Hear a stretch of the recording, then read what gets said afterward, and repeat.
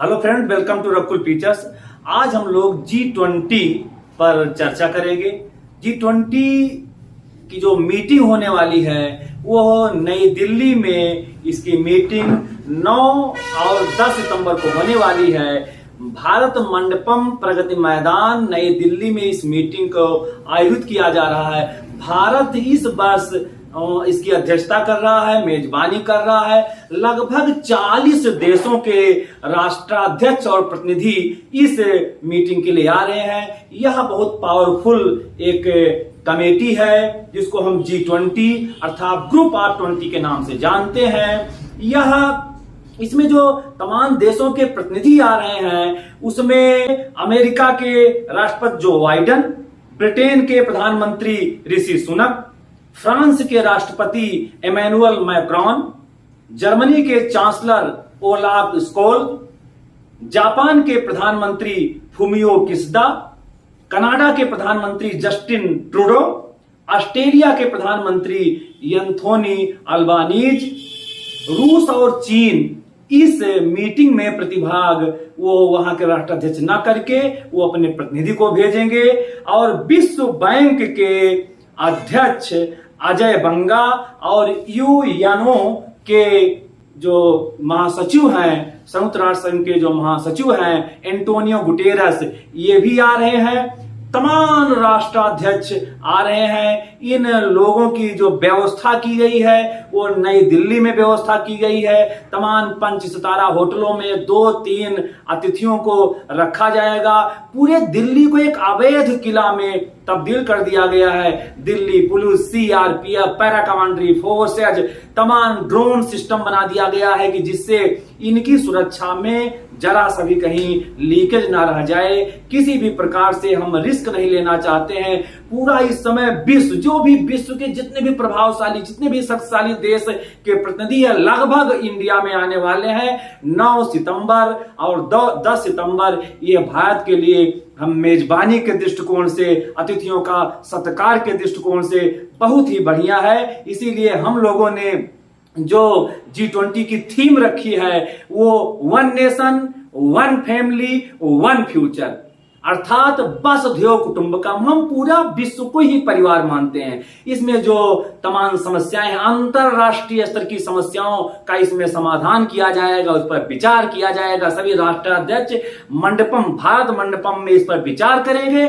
और इसके समाधान के लिए तमाम चीजों पर विमर्श करेंगे। जो ये इतना बढ़िया पूरे दिल्ली को दुल्हन की तरह सजा दिया गया है, ये कितना गौरव का क्षण है कि हमको मेजबानी करने का अवसर मिल रहा है। एक वर्ष से 2023 का जो वर्ष है ये हम उसमें उसकी अध्यक्षता कर रहे हैं। G20 की अध्यक्षता इसमें भारत कर रहा है।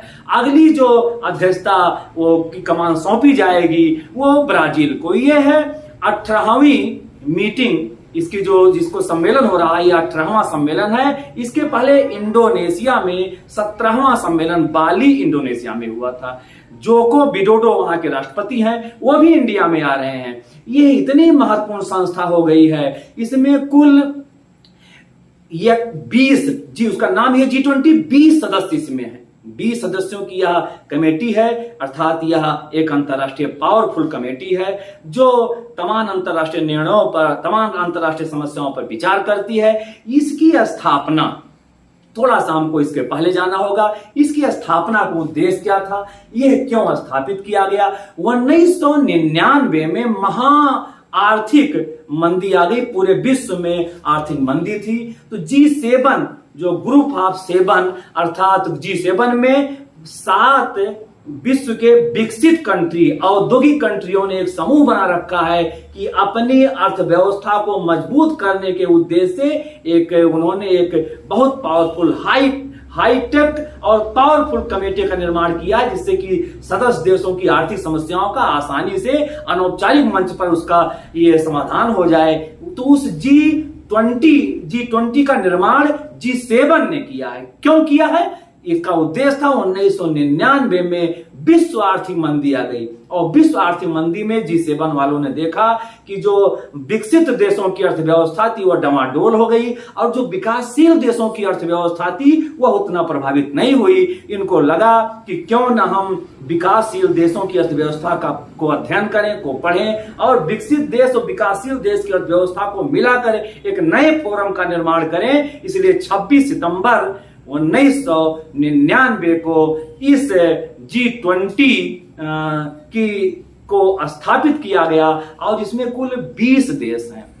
जब इसको स्थापित किया गया था तो उस समय यह निर्णय लिया गया कि प्रतिवर्ष इसका सम्मेलन किया जाएगा और जो अंतरराष्ट्रीय स्तर पर समस्याएं होंगी उसका समाधान किया जाएगा।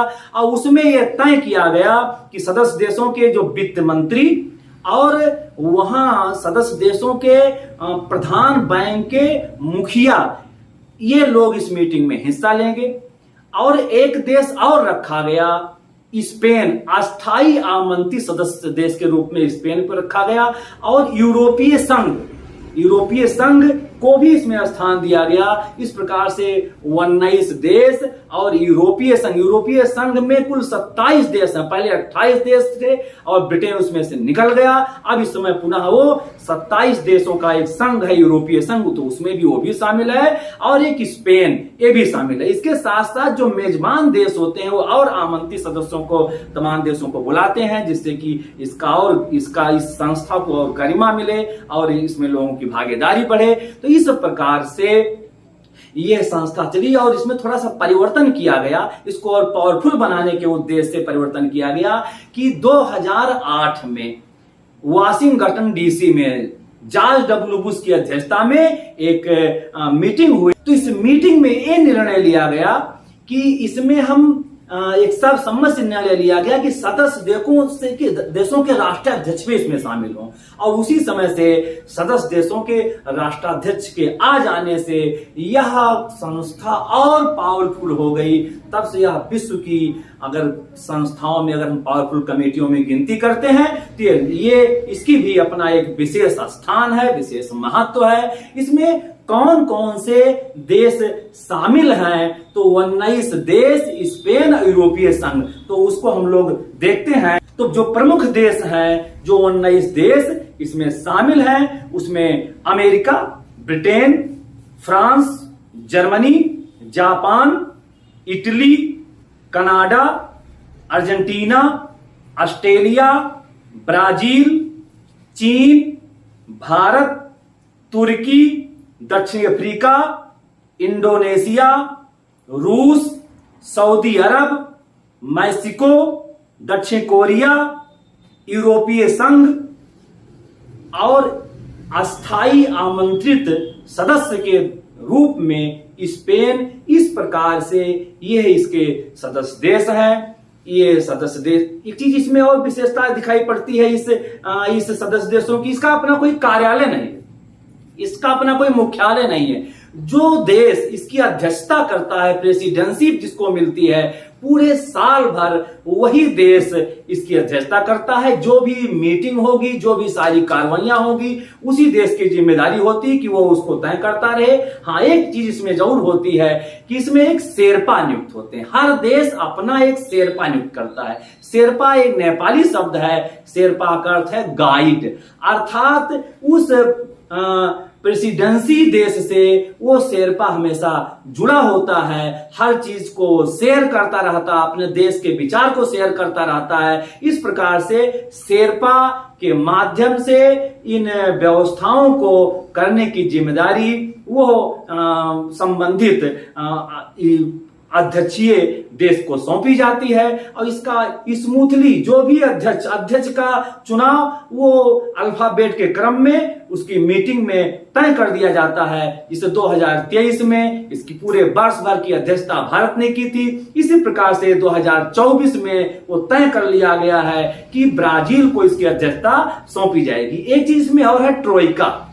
ट्रोइका का मतलब होता है वे 3 देश जो भूत, भविष्य, वर्तमान अर्थात जो इसके अध्यक्ष रह चुके हैं, जो हैं और जो होने वाले हैं, इनके संयुक्त टीम को, संयुक्त संगठन को ट्रोइका के नाम जानते हैं। और इन्हीं तीनों देशों की ये जिम्मेदारी होती है कि हमको किन किन बिंदुओं पर विचार करना है, सहमति लेना है, कैसे क्या करना है, मेजबानी कैसे करना है, सारा सिस्टम यही तीन देश करते हैं, इसलिए इसको ट्रोइका कहते हैं। तो ट्रोइका में जैसे वर्तमान 2023 की जो ट्रोइका बन रही है वो इंडोनेशिया, भारत और ब्राजील, और जो 2022 की ट्रोइका थी उसमें इटली और इंडोनेशिया और भारत थी। तो इस समय भारत चूंकि प्रेजेंट टाइम में इसकी अध्यक्षता कर रहा है और भविष्य में करने वाला है ब्राजील, और इसके पहले इंडोनेशिया में हो गई है। तो इस समय 2023 की ट्रोइका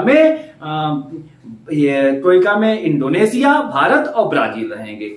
तो इस प्रकार हम लोग देखते हैं कितना सुंदर ढंग से यह संस्था काम करती है। इसमें एक चीज और हम लोग देखना चाहते हैं, इसके महत्वपूर्ण कार्य कौन कौन से हैं, कौन कौन से कार्यों को, इसके उद्देश्य क्या है। इस वर्ष जो दिल्ली में अधिवेशन चल रहा है या चलेगा, उसमें किन किन बिंदुओं पर फोकस रहेगा, किन किन बिंदुओं पर राष्ट्राध्यक्ष लोग इस पर चर्चा करेंगे। आइए हम लोग ये भी देख लेते हैं कि G20 के जो प्रमुख उद्देश्य थे, इस साल जो भारत मंडपम नई दिल्ली में जो मीटिंग हो रही है उसमें कौन कौन से मुद्दे छाए रहेंगे। तो इसका प्रमुख उद्देश्य और मुद्दों में विकसित और विकासशील देशों की अर्थव्यवस्था को एक साथ लाना, विश्व की अर्थव्यवस्था को स्थिरता प्रदान करना, अंतरराष्ट्रीय आर्थिक मंदी एवं आर्थिक समस्याओं को मिलकर समाधान खोजना, जलवायु परिवर्तन, सतत विकास, आतंकवाद, ग्लोबल वार्मिंग, मानवाधिकार, ग्रीन एनर्जी, क्लीन एनर्जी, अंतरराष्ट्रीय तनाव,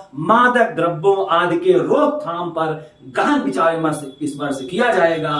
साथ ही जो फोकस होगा वो यूक्रेन युद्ध और विश्व खाद्य संकट के साथ साथ ऊर्जा की कमी, वर्तमान महामारी आदि मुख्य विषय इसमें रखे जाएंगे। अर्थात इन टॉपिक पर, इन विषयों पर गहनता से विचार किया जाएगा। सभी सदस्य देश इस पर विचार करेंगे। यह एक पावरफुल कमेटी है, इसके विचार को सभी लोग एक्सेप्ट करते हैं। अनौपचारिक कमेटी होने के कारण, अनौपचारिक संघ होने के कारण इसका लोग पालन करते हैं। और इस बार हम लोगों ने, भारत सरकार ने ईस्ट नीति के तहत, ईस्ट पॉलिसी के तहत आसियान को भी हम लोगों ने आमंत्रित किया है। आसियान के जो 10 सदस्य देश हैं वो भी आएंगे। तो ये हमारे लिए फक्र का विषय है। पूरा विश्व भारत में रहेगा, पूरा विश्व भारत में रहेगा और हम उनकी मेजबानी कर रहे होंगे, हम उनका स्वागत कर रहे होंगे। इससे जो भारत का कद है वो सर्वोच्च स्थान पर पहुंच जाएगा। पूरे विश्व की तमाम हस्तियां दिल्ली में आने वाली हैं और पूरा भारत बस उसको हर्षोल्लास के साथ उनका स्वागत करने के लिए तैयार है। और इसमें एक और महत्वपूर्ण चीजें हैं जो भारत में इसको कोऑर्डिनेट करने वाले हैं। हर्ष सिंघाल इस कार्यक्रम को, जो पूर्व विदेश सचिव रहे हैं, वो इसको ये कोऑर्डिनेट कर रहे हैं। और जो भारत के शेरपा हैं उनका नाम अमिताभ कांत है। ये पहले नीति आयोग के CEO हुआ करते थे। तो बहुत ही विलक्षण प्रतिभा के धनी है। और इसमें विदेश नीति, इसमें वित्त मंत्री, इन सभी का कोऑर्डिनेशन होता है। पूरा भारतवर्ष इसको करने के लिए तैयार है। तो हम अपेक्षा करते हैं कि हमारे आने वाले मेहमान यहाँ से प्रसन्न होके जाएं, खुश होके जाएं। इसलिए हम लोगों ने इनकी सुरक्षा के लिए, वैसे जो महत्वपूर्ण देश हैं, चाहे वो अमेरिका हो, चाहे ब्रिटेन हो, फ्रांस हो, जर्मनी हो, जापान हो, जो भी सारे देश होते हैं, ये अपने राष्ट्राध्यक्षों की सुरक्षा स्वयं लेकर आते हैं। पर हमने उनको आश्वस्त किया कि आप अपने हिसाब से आइए, पर हमारी सुरक्षा व्यवस्था बहुत मुकम्मल रहेगी। हमने 300 बुलेट प्रूफ गाड़ियां मंगा रखी हैं कि जिससे कि भारत मंडपम अर्थात प्रगति मैदान दिल्ली से अब उनके होटल में आने जाने के लिए उनको किसी प्रकार की असुविधा ना हो। हमने ये भी तय कर लिया है कि दिल्ली की जो हमारी ट्रैफिक व्यवस्था हो वो भी सही रहे, कानून व्यवस्था भी सही रहे, भीड़ भाड़ भी ना होने पावे। हमारी जो एक्सरसाइज है, भारत की जो एक्सरसाइज है, दिल्ली पुलिस की जो एक्सरसाइज है, ये कई महीनों से चल रही है और उसमें हमको ये विश्वास है कि हम सफल होंगे। और हम लोग अपेक्षा भी करते हैं कि जो यहाँ पर हमारे जो मेहमान आए वो खुशी खुशी जाएं और सभी लोगों को थैंक यू कि यह कार्यक्रम सफल हो। हमारा अगला वीडियो ये निरंतर आपको मिलता रहे, इसके लिए लाइक शेयर और सब्सक्राइब करते रहिए। Thank you.